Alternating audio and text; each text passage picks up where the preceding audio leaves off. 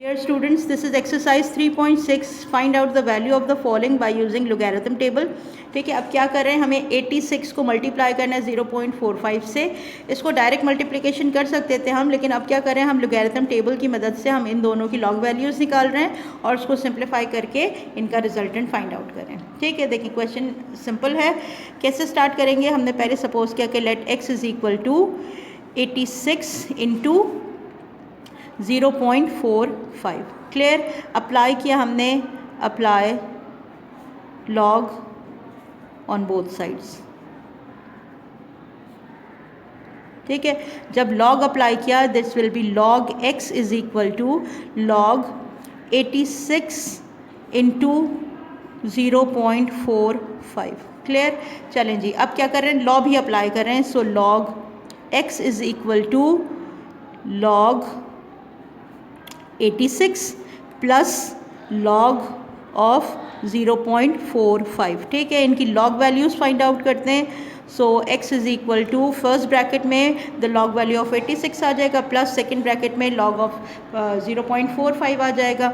ठीक है, अब 86 की लॉग वैल्यू 3.4 को फॉलो करेंगे, दोनों की लॉग वैल्यूज़ निकालेंगे क्योंकि वहाँ डिटेल्स आपको बताया गया है कि how to find out the log values of the given numbers.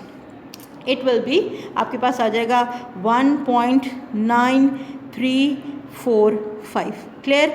जब 0.45 की लॉग वैल्यू निकाली this will be bar 1 minus 1.0.6532. ठीक है, दोनों की लॉग वैल्यूज़ हमने निकाल ली. देखो बेटा, जहाँ पर भी आपके पास नेगेटिव वाली वैल्यू होगी ना, तो इसका मतलब क्या है, 1.9345. ठीक है, इसका मतलब ये है कि इसका कैरेक्टरिस्टिक नेगेटिव है और इसका पॉजिटिव क्या है, मेंटीसा है. हमने लिखा -1 प्लस 0.6532. ओके, दोनों को सिंप्लीफाई करके लिखेंगे. So log x is equal to 1.9345. जब 1 में से इसको माइनस किया इट विल बिकम -0.3468. ठीक है, चले अब दोनों को हमने क्या किया, सब्ट्रैक्शन अप्लाई की, माइनस किया, तो आपके पास आंसर आ गया 1.5877. ठीक है, क्या करेंगे, इस लॉग को रिमूव करेंगे ताकि इसकी वैल्यू फाइंड आउट कर सकें. सो अप्लाई करेंगे, apply anti log on both sides. ठीक है, जब आपने एंटी लॉग अप्लाई किया तो आपके पास आ गया anti log into log x is equal to anti log of 1.5877.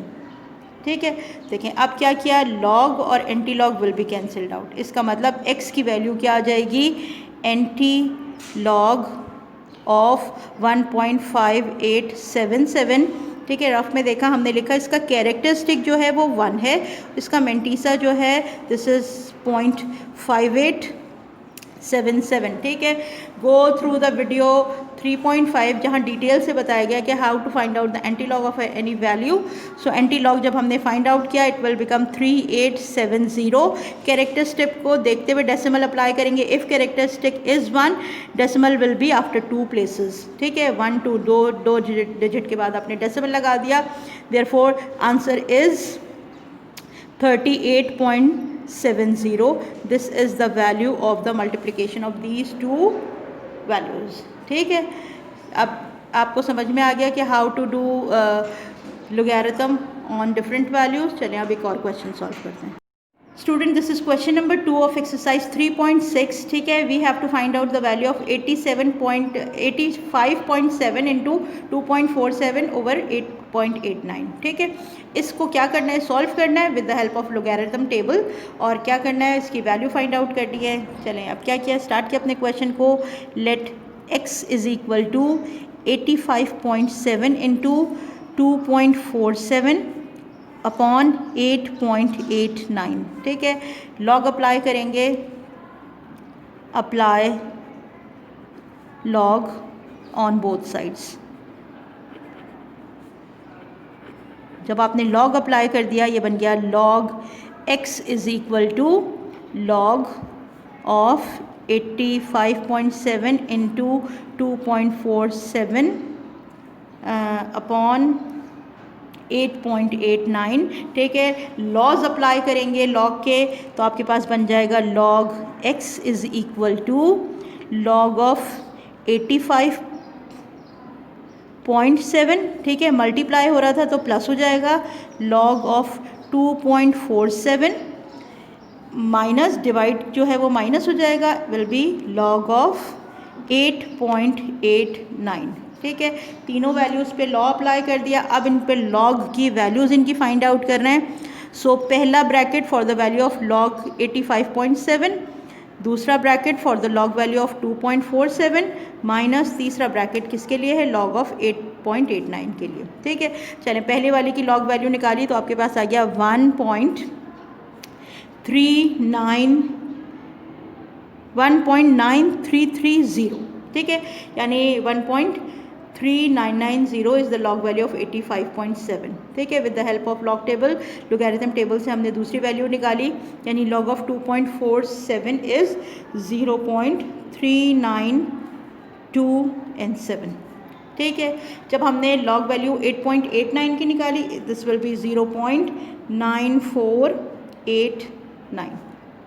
Clear, simple तीनों वैल्यूज़ को सॉल्व किया, जब पहली वैल्यू को दूसरे के साथ ऐड किया, रिजल्टेंट को तीसरी वैल्यू के साथ माइनस किया, आपके पास आ गया 1.37868। ठीक है, 1.3768। ठीक है, अब क्या करेंगे, एंटी लॉग अप्लाई करेंगे ताकि x की वैल्यू फाइंड आउट कर सकें। हमने लिखा apply anti log on both sides.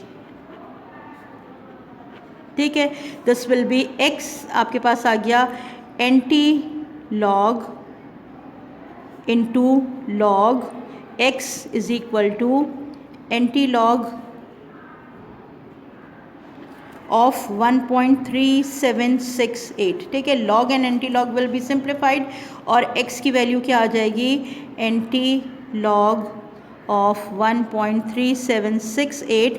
ठीक है, find out the value from anti log table, जहाँ पे कैरेक्टरिस्टिक इसका 1 है और मेंटिसा इसका क्या है, 0.3768। ठीक है, अब एंटी लॉग टेबल में 0.37 के 6 कॉलम में देखेंगे, 8 का मीन डिफरेंस ऐड करेंगे और 1 से इसका क्या करेंगे, डेसिमल अप्लाई करेंगे।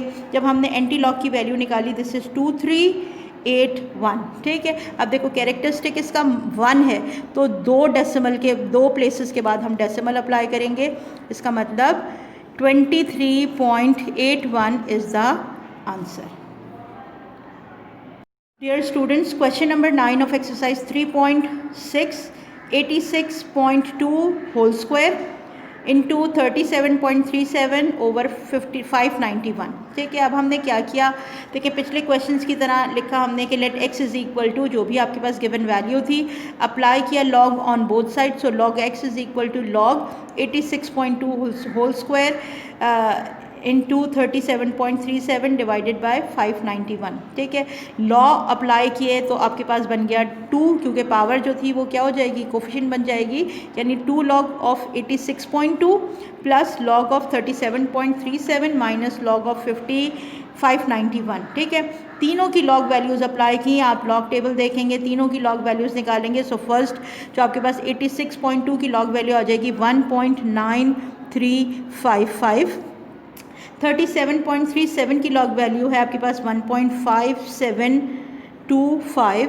और आपके पास जो 591 की लॉग वैल्यू है 2.7716। ठीक है, सिंप्लीफाई करेंगे, जब आपने पहली वैल्यू को 2 से मल्टीप्लाई किया, दूसरी के साथ ऐड किया, तीसरी के साथ सब्ट्रैक्ट किया, so log value will be 2.6719 आपके पास आ जाएगा। ठीक है, आफ्टर सिंप्लीफिकेशन, इसका मतलब हमने अप्लाई किया, apply anti log on both sides. जब आपने एंटी लॉग अप्लाई किया, it will become anti log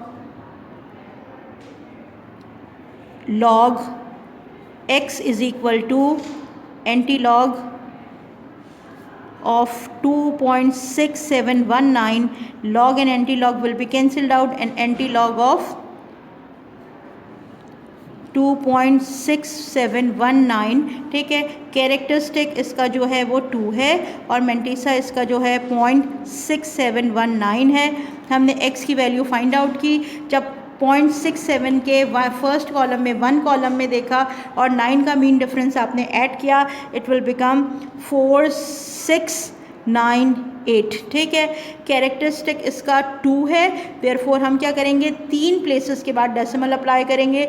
so count 1 2 3, apply decimal, it means 469.8 is the answer of this question, ठीक है। तो अब क्या करते हैं, कुछ और क्वेश्चन सॉल्व करते हैं और देखते हैं कि अगले सवाल कैसे सॉल्व होंगे।